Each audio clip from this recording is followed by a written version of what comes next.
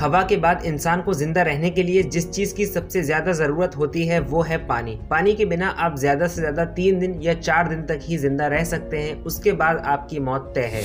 इंसान की इस जरूरत का कुदरत ने भी बहुत खास ख्याल रखा है। इसी वजह से दुनिया के हर कोने में बड़ी बड़ी नदियां, झील, तालाब, कुएं, वाटरफॉल और जमीन के अंदर भी पानी दे दिया है, ताकि इस दुनिया में बसने वाले अरबों इंसानों, जानवरों और पेड़ पौधों की पानी की कमी की वजह से मौत ना हो जाए। लेकिन दोस्तों, आपको जानकर हैरानी होगी कि इस दुनिया में 18 देश ऐसे हैं जहां पर पानी का कोई भी नामो निशान नहीं है। ना कोई नदी, ना तालाब, ना वाटरफॉल, ना कुआं, कुछ भी नहीं। जिनमें एरिया वाइज सबसे बड़ा सऊदी अरब है। बाकी के 17 देशों की अगर हम बात करें तो या तो वो छोटे मोटे आइलैंड है या उनके पड़ोसी देशों के पास पानी के भंडार हैं और उन्हीं से उनकी जरूरत पूरी हो जाती है। लेकिन सऊदी अरब के केस में ऐसा नहीं है। ये देश हजारों किलोमीटर पर फैला हुआ है और साथ ही साथ यहाँ करोड़ों लोगों की पॉपुलेशन भी है। इसी वजह से वाटर शॉर्टेज का मसला सऊदी अरब के लिए सबसे बड़ा सरदर्द रहा है। साथ ही मुसलमानों के लिए 2 सबसे मुकद्दस शहर मक्का और मदीना भी इसी देश में है, जहाँ पर हज के मौसम में पूरी दुनिया से लाखों मुसलमान आते हैं और इस मौसम में पानी की डिमांड और ज्यादा बढ़ जाती है। इन दिनों में अरबों लीटर पानी पर डे के हिसाब से खर्च हो जाता है। लेकिन हैरत की बात यह है कि आपने सऊदी अरब में पानी की किल्लत की वजह से ना कभी किसी की मौत की खबर पड़ी होगी, ना ही हज के मौसम में वाटर शॉर्टेज का मसला आपके कभी सुनने में आया होगा। तो एक वाजिब सवाल पैदा होता है कि कैसे, जिस देश के पास नेचुरल वाटर ना के बराबर है, आखिर उसने ऐसा कौन सा जादू किया कि ना तो उसके लाखों सिटीजन और ना ही बाहर से आकर वहाँ काम करने वाले करोड़ों लोगों को पानी की कमी हो रही है, ना ही वहाँ की इंडस्ट्रीज और बिलियंस ऑफ डॉलर्स के प्रोजेक्ट्स पानी की कमी की वजह से रुक रहे हैं। तो KF थॉट्स यूट्यूब चैनल की इस वीडियो में एक बार फिर से आपका वेलकम है। 1970s तक सऊदी अरब पानी के मामले में पूरी तरीके से इम्पोर्ट पर डिपेंड करता था, यानी कि यहाँ पर हर चीज के लिए पानी दूसरे देशों से ही आया करता था। शाह फैसल सऊदी अरब के पहले बादशाह थे जिन्होंने सऊदी को हर फील्ड में सेल्फ इंडिपेंडेंट बनाने का ख्वाब देखा और ये सऊदी का तरक्की की तरफ पहला कदम था। दोस्तों, आमतौर पर तो सऊदी अरब का अक्सर हिस्सा रेगिस्तान ही है और यहाँ पर ना के बराबर बारिश हुआ करती है, लेकिन समुद्र के करीब होने की वजह से इसके साउथ वेस्ट के एरिया में और जगहों के मुकाबले में ज्यादा बारिश होती है। लिहाजा गवर्नमेंट ने इस इलाके को टारगेट किया और बारिश के पानी को बचाने के लिए यहाँ पर बड़े बड़े डैम्स बनाए गए, जिनमें से बैश और किंग फहद डैम सबसे ज्यादा मशहूर है। साउथ वेस्ट के इस इलाके को अगर हम छोड़ दें तो सऊदी में बारिश की कमी की वजह से परमानेंट रिवर्स नहीं है, लेकिन सेशनल रिवर्स यहाँ पर अक्सर देखने को मिल जाती है। सेशनल रिवर्स कहते हैं उन जगहों को जहाँ पर बारिश की वजह से पानी जमा हो जाता है, लेकिन जल्द ही ये पानी सूख जाता है, जिसकी वजह से इनसे कोई खास फायदा नहीं हो पाता। 70s और 80s में बनाए गए ये वाटर डैम्स भले से कितने ही बड़े क्यों ना हो, लेकिन सऊदी अरब के वाटर रिक्वायरमेंट्स के लिए बिल्कुल भी काफी नहीं थे। सऊदी अरब को सेल्फ इंडिपेंडेंट बनाने के लिए किंग फैसल ने इसके एग्रीकल्चरल सेक्टर और वाटर सप्लाई को काफी हद तक मॉडर्नाइज किया, लेकिन ये सफर इतना आसान नहीं था। कहानी तब खराब हुई जब ग्राउंड वाटर लेवल लगातार गिरने लगा। दोस्तों, आपको जानकर हैरानी होगी कि पिछले 25 साल में सऊदी अरब के पानी का लेवल 125 मीटर नीचे जा चुका है।